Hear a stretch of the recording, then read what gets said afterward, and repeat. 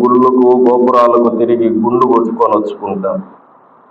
గుండు కొట్టుకున్నంత నువ్వు పోయి గుండు కొట్టుకొని వచ్చినంత మాత్రాన నీ మొక్కుబడి, అబ్బా నా మొక్కుబడి తీరిపోయింది, అయిపోయింది, దేవునికి నా మొక్కుబడి ఇచ్చేసినానని దైవభక్తి లేని మొక్కుబడి, దైవ క్రమము లేని మొక్కుబడి, దైవ చిత్తము లేని మొక్కుబడులు దేవుడు అంగీకరించాడు.